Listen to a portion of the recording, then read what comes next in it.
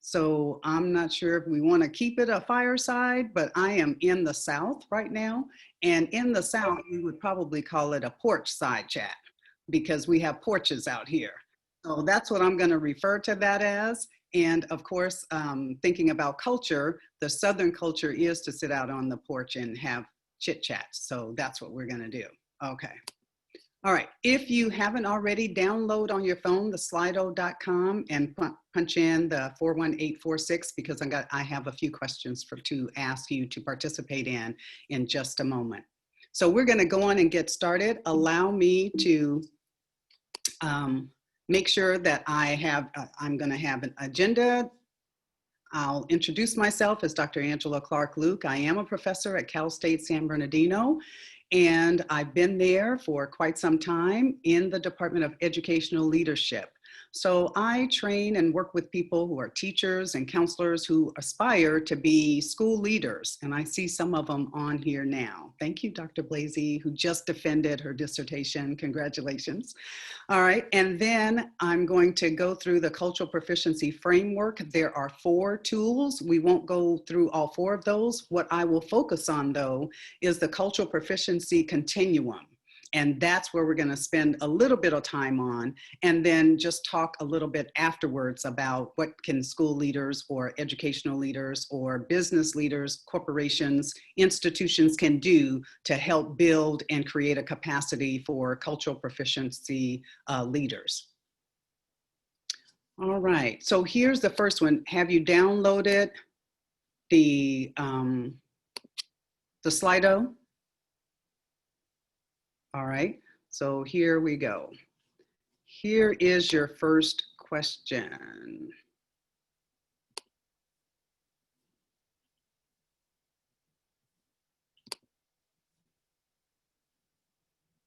Your first question is, how would you define the word culture? And just type in possibly one word. How would you define culture? And type it into your phone. Hopefully this works.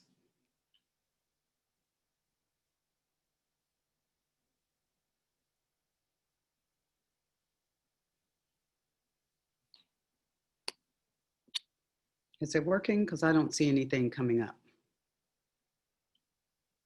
Oh, there it is. Traditions, absolutely. Understanding, lifestyles, anything else? Oh, a sense of belonging. Collective. And as you see different people typing in and putting in words, you'll see what, it's a word cloud. So you'll see what comes up most frequently from this group.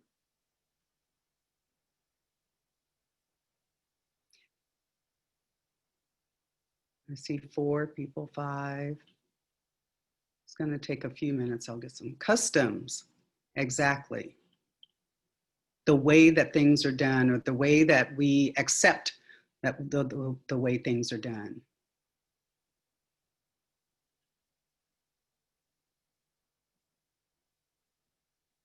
Anybody else?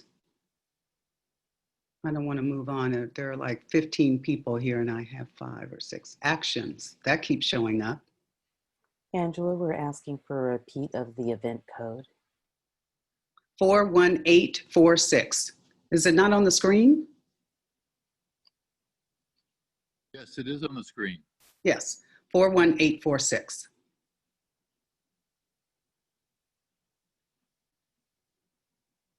What we do around here, exactly. What we do around here and what's accepted around here.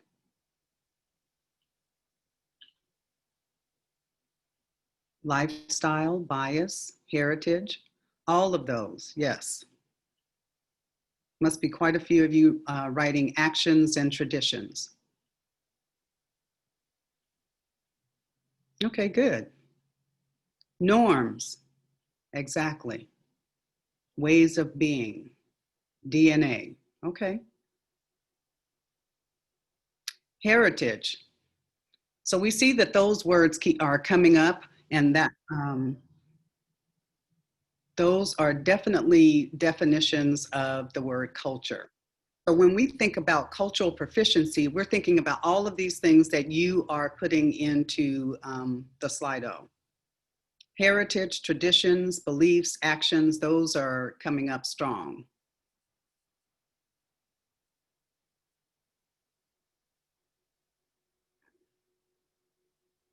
Okay, shared beliefs. Absolutely. Absolutely. Okay. All right. Well, I have lots of responses to that one. We're going to go to the next question. So keep that in mind of culture, shared beliefs, traditions, heritage, and beliefs, understanding, all of those. Here's the second question. Okay, you ready? The second one is, how would you define the word proficient? How would you define the word proficient? So again, type in how you define it. And the slido.com, download that first and then type in 41846. Oh, effective. Excel. More than capable. Absolutely. Competent. Good, good responses. Excelling. Understand, effective, able. We see that competent is pretty strong. Capable, more than capable. Fluent, absolutely.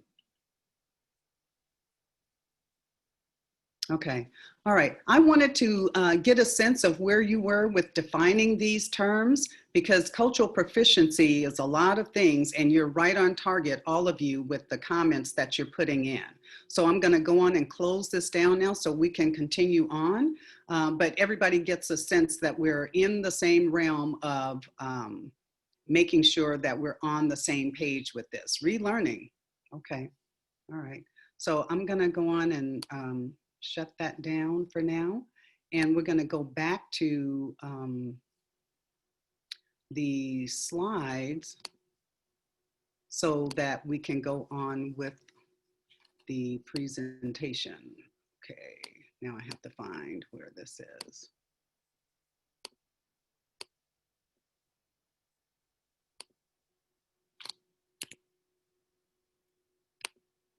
Okay.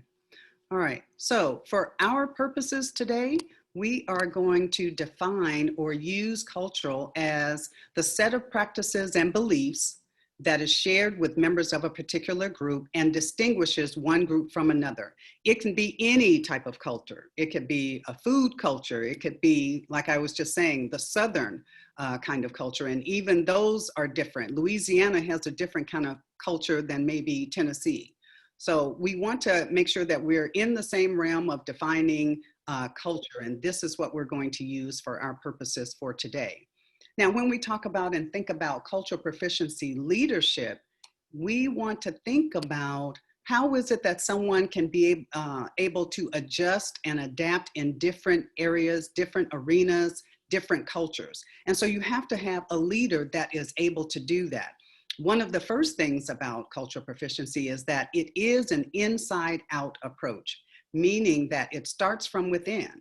You can't really help change or do anything with an institution or a group of people until you have been reflective and done a self-assessment. So it's an inside out approach. It is grounded, though, in knowing that you have to acknowledge that there are systemic barriers to being or to having cultural proficient leaders. Once you know that and understand that, you look for ways to look at the data, examine the data, and then look for the inequities, because you're going to find some. So look at the data, find the inequities, and then take some action on those so that everyone will be able to be served better by your institution.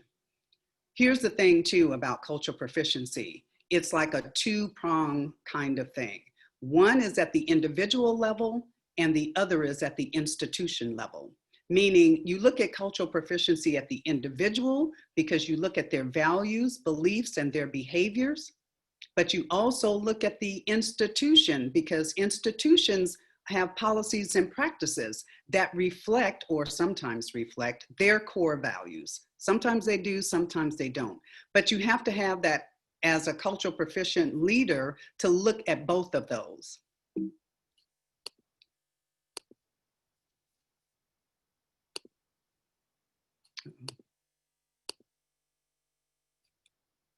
All right. Why culturally proficient leadership? Why is that needed today? Well, we've got a lot going on in our country and in our society, in our schools, in our organizations. Here is just some of the information. Here's just some of the data. You've got things going on that are, people are being victimized. You've got hate crimes going on. You've got the state of New York. The state of New York in 2011, 2012 had, there was a study done, and Black girls that were expelled, there were 90% of all the expulsions that were for Black girls. White girls, none. That's the largest school district in the nation. In the school system, a 6-year-old Black girl, this was a few years ago, was arrested for having a temper tantrum. So we're talking about people making decisions to have someone 6 years old arrested. Representation matters, meaning that we have to have people that are that can be culturally responsive and culturally proficient to lead these organizations. Now, there are 4 major tools of cultural proficiency. We're only going to get to the continuum, but there's the barriers, which are, like, you talk about entitlement and you talk about resistance. There's the 5 essential elements that you need. That's to help with the action. That's your standard. And then you have your guiding principles. And with that, that's your values and your foundation. Today, we're going to focus on the continuum. All right. So there are 6 pieces to the continuum. So here we go. It is a continuum. You start at one end is cultural destructiveness. At the other end is cultural proficiency. You work your way through this: cultural destructiveness, incapacity, blindness, cultural pre-competence, cultural competence, and cultural proficiency. Notice that the first 3 are on the left side. That's the what we call the negative reaction side. It's compliance. So, you know, it's like just doing it because. Transformation for equity is where the positive side is, the pre-competence, competence, and cultural proficiency. Let's start with, I don't know why it went to that one. Okay, let's go with, all right. Let's start with, we're going to start with the cultural destructiveness. So we got 6 of these to go through. All right, so first one, see the difference and you want to stomp it out.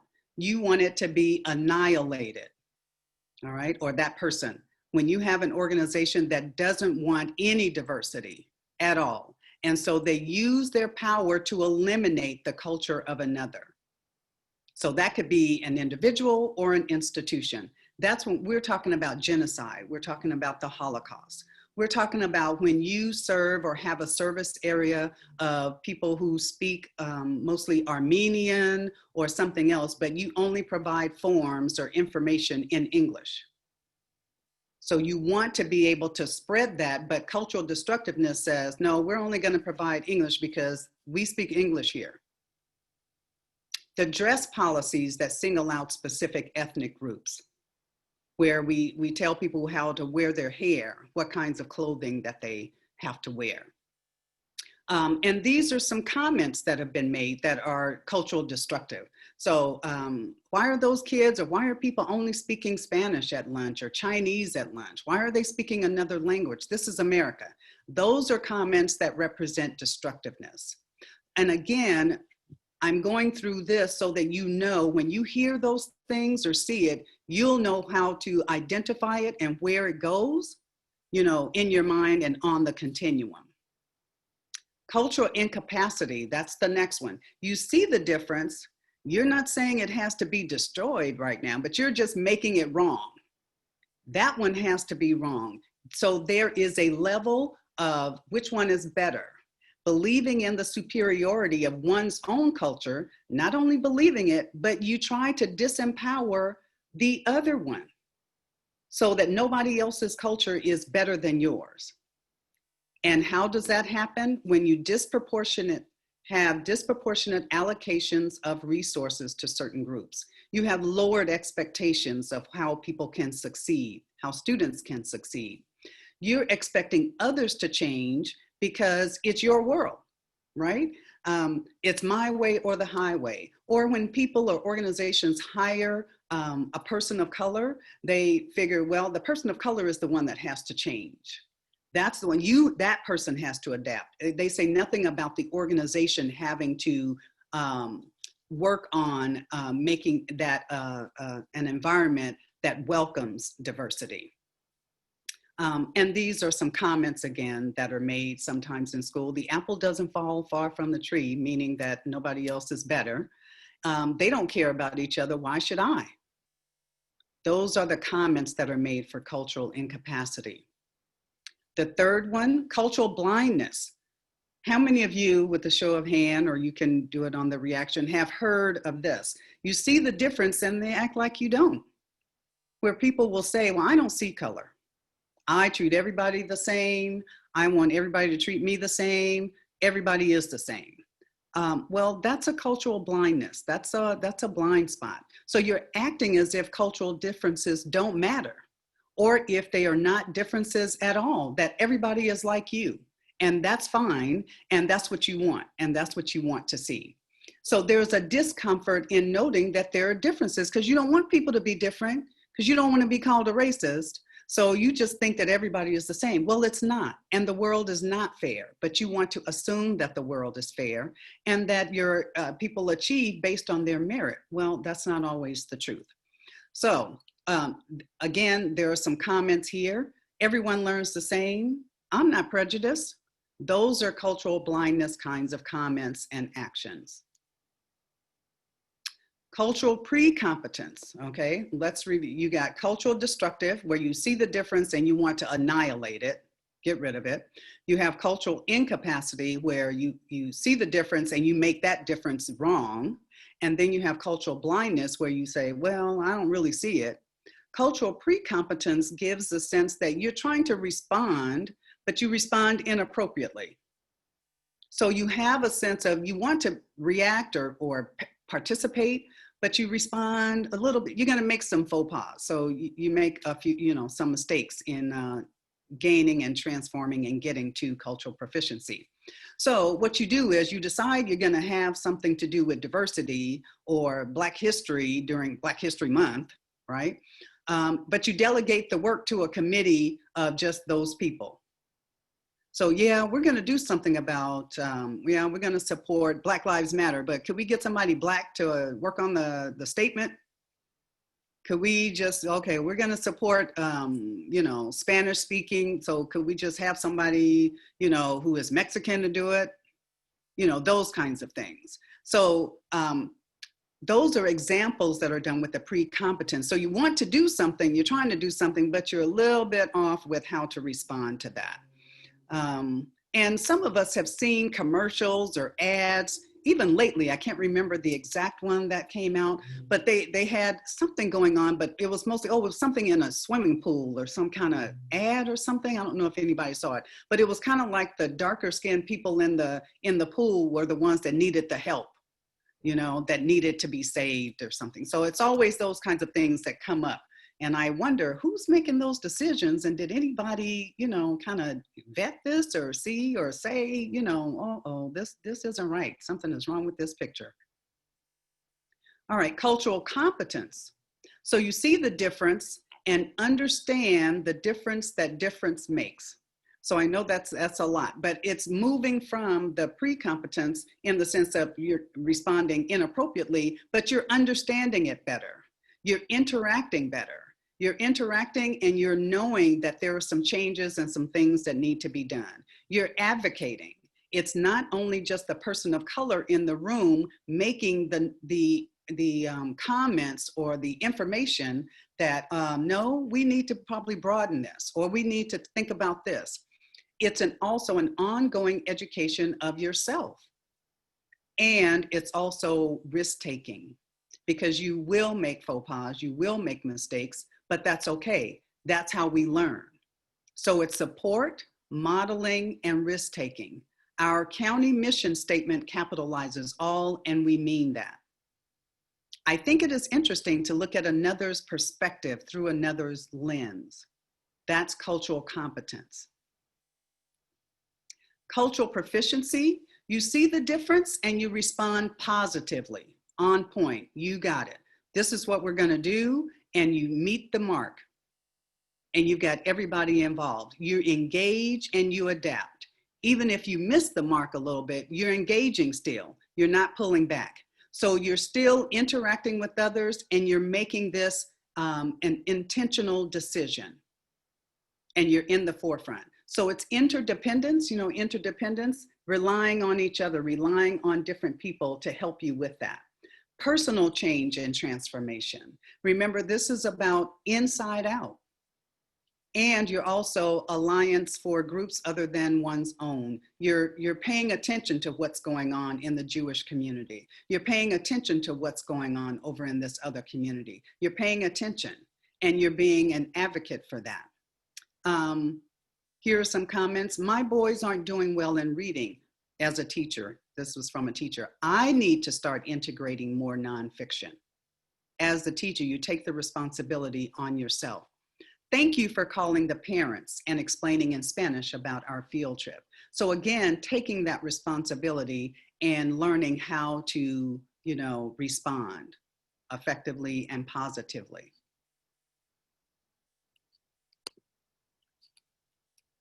I don't know why I'm going so fast here. All right, so once you have looked at and identified where these comments are coming from, or where they are on the continuum, then you think about strategies, because that's what we're here for, right? It's kind of, okay, when people say things, what am I supposed to say? Well, here are some things that you can do and start working on. So again, looking at the individual and at the institution. So for individuals, you want to acknowledge that there are cultural differences, first of all, acknowledge that. You also want to understand your own. Engage in self-assessment, authentic self-assessment. All right? Acquire cultural knowledge and skills. So acquire that from other people. Be willing to learn, be willing to listen. And then view the behavior within a cultural context. We all have done things that are if you're visiting another country or another place, and maybe somebody doesn't look you straight in the eye and you take that as offensive. But in some cultures, that is offensive to look someone in the eye. It is offensive in some countries where I've traveled, where the change is not given in my hand. I didn't take that as offensive that they didn't want to touch a Black person. Part of that culture was you don't put money or change back into someone's hand, you put it on the counter or the table. So you have to kind of recognize that and view that behavior within that cultural context. Institutionally, there are some things that can be done strategically. Try new approaches. Something may not work, but you keep trying. In your trying, hire and consult with people of color, professionals, okay? Because we can help. There are many of us out there that want this to go well. We want people to get it right. So have us to help the situation, whatever it is.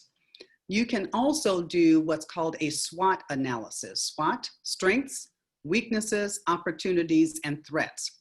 That's an activity that I've done with strategic planning. Have people or the organization, the institution, to look at the strengths. And then you also look at actions to take to enhance those strengths. So it's a process. You look at weaknesses, and you also look at actions to take to enhance or to work on those weaknesses. The same thing for opportunities and threats. Also explore new ways to engage people of color at all levels in the organization, not just your executive team, but all of us. Everybody's important in the organization and in the institution. Not only that, but initiate cultural proficiency, equity, and anti-racist training. Get that going with your professional development, with your sexual harassment training. You know, there are some that are legally bound now that we have to do. These should be included as well. Now, as culturally proficient leaders, these are questions that we ask. Are we who we say we are? Because our motto or our vision or our mission says all kids can learn. Or we say, well, we want to promote diversity and we have it on our webpage. Did any of you see all the Black Lives Matter? We support, we stand with you. All these companies that had those statements. How many of you saw that? I did. I saw a lot of statements. But did they really mean, are we who we say we are? We're saying that we're standing with Black Lives Matter, but are we promoting? Are we training? Are we doing better? What are we doing? What are our specific objectives to helping to make this happen? Are we who we say we are? That's number one. Number two, who's included in the decision? Because we say that we're collaborators. We say that we like to collaborate. We want to collaborate. We believe in communicating, collaborating. Well, who's included in the decision? Are we including the community? Are we including, because sometimes those decisions that we make impact others that we haven't thought about. So collaboration would allow that. So who's included in the decision? Number three, are we making decisions based on data? That's important because do you have equity data? Are you collecting that? Are you looking at data to help make your decisions in your institution when you're making those changes? Because we're saying that we are. We're saying that we want to hire more people of color. We're saying that we want to retain more people of color. Well, what do you have in place to do that based on data? So number four, and this is where I'd like for you to just type it into the chat. Where do you believe your institution is on the cultural proficiency continuum? So can you just type it in there? I don't know who you work for or anything, but I just want to see, where do you think they are? Where are you? And you're going to base that, of course, on not just your own reflections or your own experience, but maybe on some data that you have. Where is your institution on the cultural proficiency continuum? Are you typing that into the chat?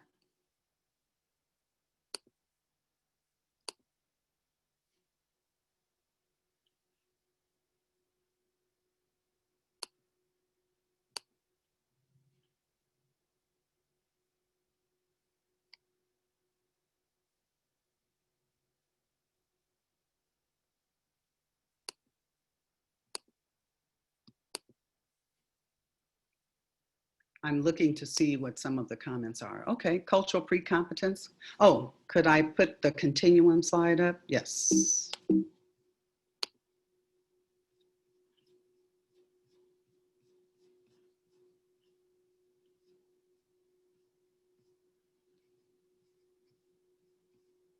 There it is. So cultural destructiveness, cultural incapacity, cultural blindness, cultural pre-competence, cultural competence, and cultural proficiency.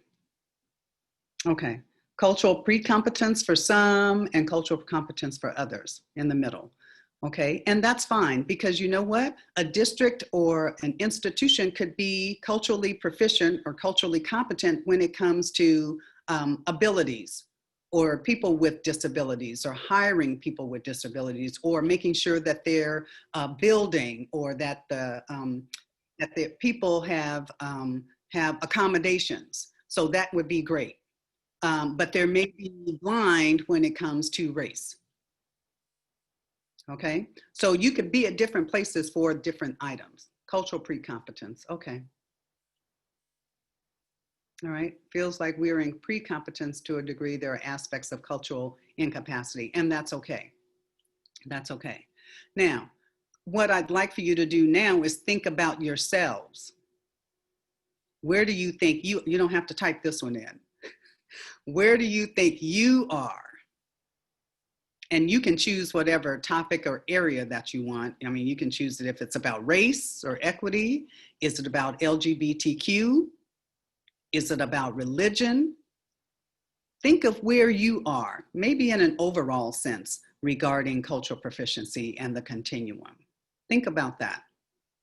And then once you kind of decide, if you're hovering over something, you can decide where you are, that's fine. But the authors, what we usually talk about in this is move yourself one space back. because it's kind of like when you're on the scale. Some of us who look at the scale often, you know, before we look at the scale, we think we like maintained or lost 10 pounds, and we've, you know, not lost 10, but lost just a few. So it's kind of that way. All right. Be intentional. So that's my last part because it's almost time to go. Leaders influence the workplace environment, the school climate and culture. We develop policies. We look at discipline practices. We decide how communication is shared as a leader. So that means that we have to make sure that we're paying attention to cultural proficiency and the transformation of making sure that our organizations become culturally proficient, because we're going to be culturally proficient leaders. So I think that's about it. That's me. I know that was a lot. That was fast. Again, I'm Dr. AngelaClarkLouque, and I think we have some time for some questions, Renee. So that's it. I know that was a lot. That was like a short version though. Any questions? Audience, do you have any questions? I have one. Sure. On your continuum, how do people on the right side, the positive side of the continuum, deal with people, or how do organizations deal with people on the left side of the continuum who are different? Well, since they are different, I mean, that's a whole nother long conversation. But basically, we're going to say that you're going to look at them and try to work with them in a sense of working towards cultural proficiency as an organization. So you're going to do things like I mentioned, you know, have some trainings, have some discussions. There's this thing called courageous conversations. You have to have courageous conversations about these inequities that occur. And so sometimes people don't realize what they are. So working with people who are on that side, on the other side, we've got to work with them to bring them through that, because we want our organizations to move and progress. They can't stay there. So we've got to help them move. And so if they want to stay there, then that's a whole nother conversation. If they want to be in cultural incapacity, if they want to stay there, that's another conversation. Any other questions? Dr. Louque, it's Mina. Yes. Hi, Mina. So your equity partnership book compared to the cultural proficiency manual. So what is the expansion on that? What's the difference? Well, the equity book is the expansion regarding specifically working with families, schools, and communities, and making sure that we reach out to families, not wait for families to come to us. This is really an important key during this COVID-19 season and the Black Lives Matter movement, of reaching out and being like intentionally involved with their lives, like paying attention to that. So the equity partnerships gives you tips on how to work with families, how to be involved, how to engage them, how to look at the issues of race, the issues of disillusionment that a lot of people of color or parents of color have had with schools, how that has been a strained relationship, and how when you have a strained relationship, you have to work on it.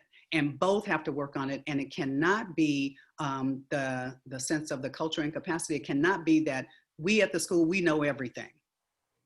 It cannot be the superiority. That doesn't work, because people of color, families of color bring their own cultural capital to the table. So it expands it to focus on the family and community engagement. Yes, it's a book that as soon as I get it, I'm going to read it. Okay, thank you, Mina. Because as a principal, I don't think that a lot of our educators, and I have great educators, they come from a middle class, and majority of them are of the dominant culture. Mm-hmm. And we are in a community where at least 80% of our students are a minority group. Mm-hmm. And they are all learning from their homes. Right. And I have trauma, I have exhaustion and connectivity issues, which we did provide hotspots for anyone who needed it, and Chromebooks, so they all have it. But what about both parents that are essential workers? Or Mhm. what about the parent that's thinking, I can't help this. What do I do? Or so there's a lot of conversations right now. Right. A lot of challenges going So on. I mean, I'm physically a principal at a school with no children. Right. That's the name of a book. Right. You should work on that, Mina. But yeah, it's the challenges, but it's also opportunities. It's an opportunity to try to put into place, implement, and try to put into place some actions that will be beneficial for all involved. Because that's the thing with this COVID-19, it's allowed the veil to be pulled back over the inequities that are involved when you're talking about the hotspots and all of that. So yes, a lot to do. And Dr. Luke, I can tell that the wheels are turning in everybody's heads, and that there's lots of conversations still to come. So I'm going to ask you to move to the next slide. And folks, we actually invite you to continue this conversation. And so we invite you to actually join us on the ISPI website. You'll see that the link is in your chat box, and you can continue to chat with Dr. Luke over the next couple of weeks. She will read your posts and she will respond to them. Dr. Luke, one more slide. One more slide. Again, at ISPI, when you arrive there, it'll look a little bit like this. We hope that you do join us again for next month's program. And again, you'll find that on our website under the events page. Without further ado, I would like to thank Dr. Luke so much for your time. I've been in your programs many times over the years, and been in your 2 and 3 day programs. So for us at ISPI SoCal to be able to get at least a little bit of a taste of that is absolutely an honor for us. And for those of you who joined us today, thank you so much for joining us for our Lunch and Learn, our fireside chats on diversity, equity, and inclusion. And we hope that we get to see you again next month. Take care. Thank you. Thank you for coming. Thank you.